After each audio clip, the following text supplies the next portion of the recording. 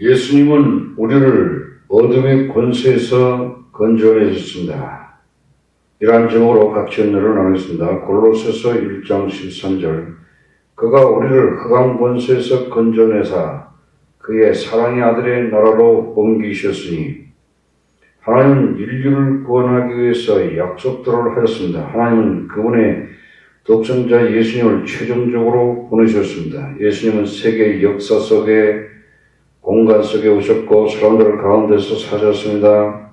예수님은 그분의 말씀을 우리에게 가르치셨고 우리의 상처를 싸매주셨으며 우리의 아픔을 치유하셨고 우리의 모든 약한 것들과 약점들을 짊어지셨고 우리에게 용기를 주셨으며 모든 진리 가운데로 인도하셨고 우리에게 모범을 보이셨으며 최종적으로는 우리의 죄를 위해서 십자가에서 죽으셨고 죽은 자 가운데서 부활하신 것입니다. 이러한 방법으로 예수님께서는 우리를 어둠의 권세에서 구원하셨습니다. 자신의 힘만으로는 어둠의 지배에서 빠져나올 수가 없습니다. 어둠의 권세는 마귀의 능력이며 너무나 강력합니다.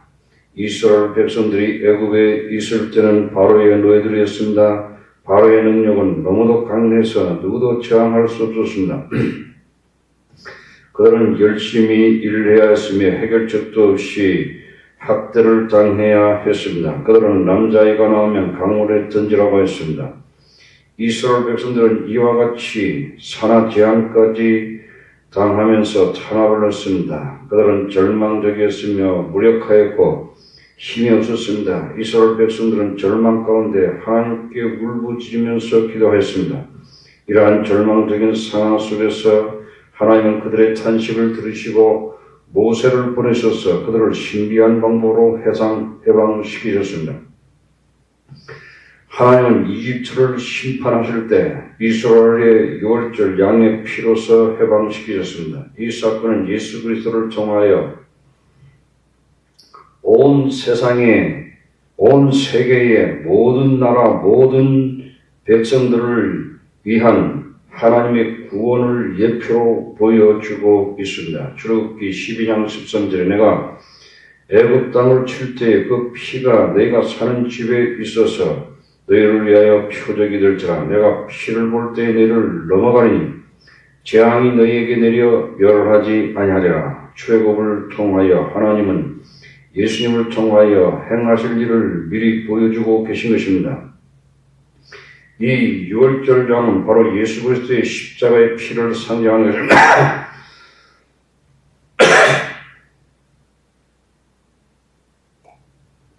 고린도전서 5장 7절에 우리의 유월절장 그리스도께서 희생이 되었느니라.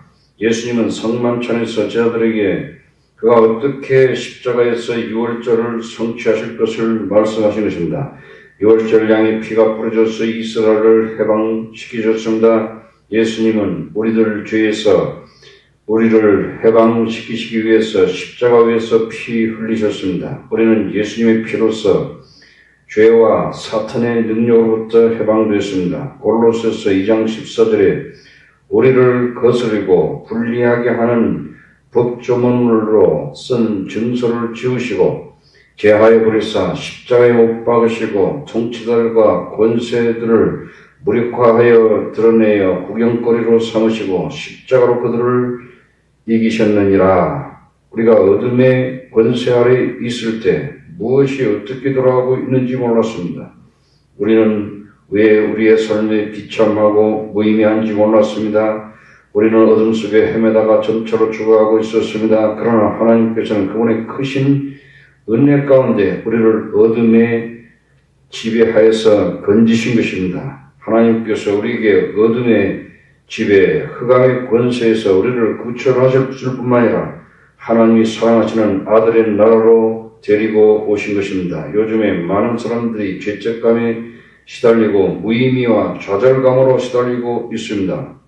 어떤 젊은 사람은 죄책감과 무의미에 시달리다가 강물에 뛰어들어 자살하는 사람도 있습니다. 섹스피어 작품 맥베스에 보면 맥베스와 부인 맥베스는 더 큰 왕을 주고 왕이 되었지만 죄책감이 너무 심해서 몽유병에 걸려 손을 씻는 흉내를 하고 있습니다. 그러나 대서양이 바닷물로도 아라비아의 모든 형수로도 양심의 죄책감을 씻지 못합니다. 오직 예수님의 피만이 양심의 괴로움을 주는 죄책감을 씻을 수 있는 것입니다.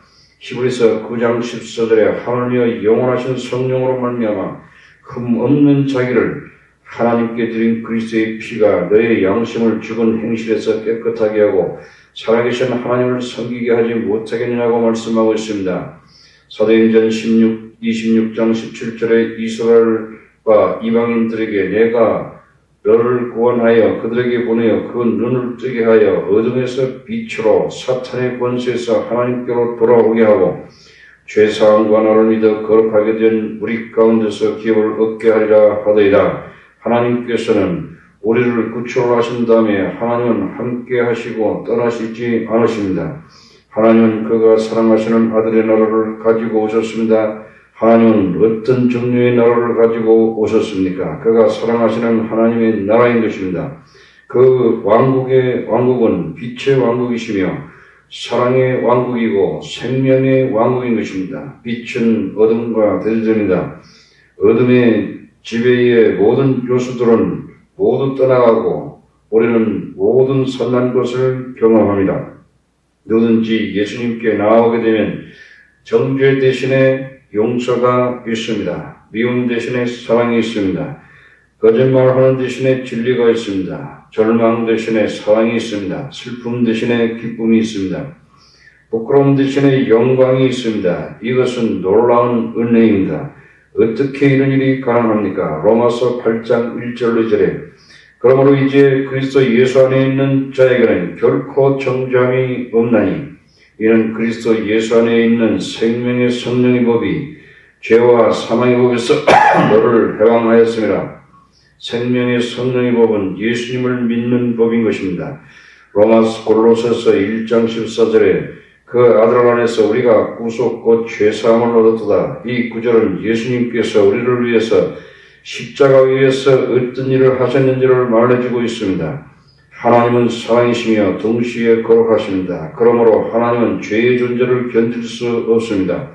죄인들은 죄의 값을 지불함으로써 속량받아야 했습니다. 죄값은 현금 같은 것으로 지불할 수 없습니다. 오직 죄의 값은 죽음입니다. 로마서 6장 23절에 죄의 싹은 사망이요 하나님의 은사는 그리스도 예수 우리의 주 안에서 영생이니라.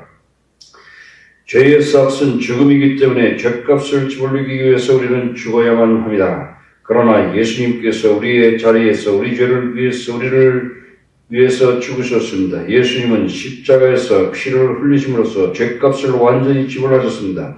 이러한 방법으로 예수님께서 우리의 죄를 용서하셨습니다. 예수님은 많은 비용을 지불하시고 우리를 하나님의 자녀로 삼으시고 하나님 나라를 유업으로 이어받게 하셨습니다. 그러나 예수님은 우리들에게 공짜로 이 모든 것을 제공하여 주셨습니다. 예수님이 위대한 희생으로 이 축복이 우리에게 임하였습니다. 어둠의 지배에서 우리를 구출하시고 그분이 사랑하시는 아들의 나라를 가져오신 하나님을 찬양해야 하는 것입니다. 우리의 모든 죄를 용서하심으로써 죄의 노예로부터 구속하신 예수님을 찬양하십시다. 아멘. 요한복음 5장 20절 내가 진실로 너희에게 이르노니 내 말을 듣고 또 나 보내신 이를 믿는 자는 영생을 얻었고 심판에 이르지 아니하나니 사망에서 생명으로 옮겼느니라. 아멘.